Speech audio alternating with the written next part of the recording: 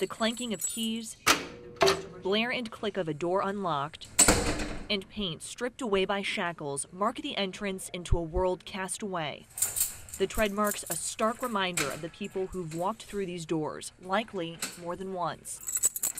Nearly half of Tennessee inmates end up right back behind bars within 3 years after their arrest. That has led to a staggering rate of repeat offenders within our local jails. For every 60 people in Carter County, one of those we're going to deal with multiple times. If we took away repeat offenders, we would not need a 300-plus bed jail. Based on the jail's current recidivism rate, they wouldn't even need 30. In Carter County last year, 75% of inmates turned around and committed another crime. Right now, that number has grown to 91% of inmates being repeat offenders. And consider this, that number is based on how many offenders return within the first year alone. It's disturbing. Over in Sullivan County, it's like a revolving door. They just keep coming back. Lies the highest jail population in Tennessee east of Knoxville. Though the sheriff's office doesn't have a specific system set up to track recidivism, for Sheriff Wayne Anderson, memory serves him well. The three that I'm looking at right now is Debbie Jenkins, Ricky Jenkins, and Chester Chapin.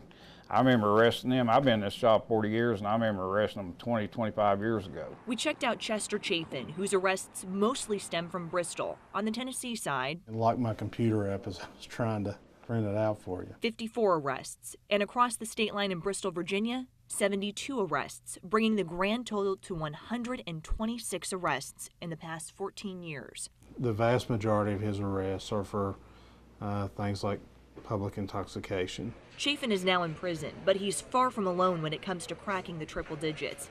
The Washington County Sheriff's Office gave us the arrest records of their top offenders. One arrested 105 times, another 149, a third arrested 295 times since 2003. Most of the arrests were for public intoxication. So you may be asking, how does this happen? To serve their time, jails will typically hold an offender for at least 5 hours until he or she sobers up.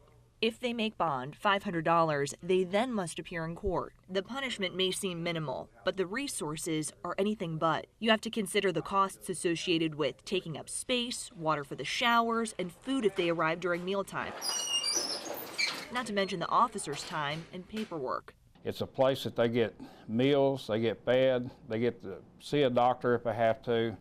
And these people can't do that when they're outside. How much is this costing taxpayers to take care of these people? Oh, this is very expensive. I mean, it costs $47 a day to stay here. One of the people you're paying for is Anna Sutherland. I never thought that I would be here. Booked into the Sullivan County Jail 19 times for drug-related charges. I need some kind of rehabilitation. Captain Charlie Thomas says that is where the system falls short. I'm not sure that we have enough support services for the people that are out there that are offending, that want to quit. People like us that seeking help, we need help. A lot of them, when they get out, they don't have any money, they don't have a job, they don't have a driver's license, and ability to get a job, access to a computer now, so many jobs are online. Where do they go? We know that programming is far more effective than just locking offenders up. Dr. Jennifer Peeler teaches at East Tennessee State University and has extensive background in the study of criminal justice.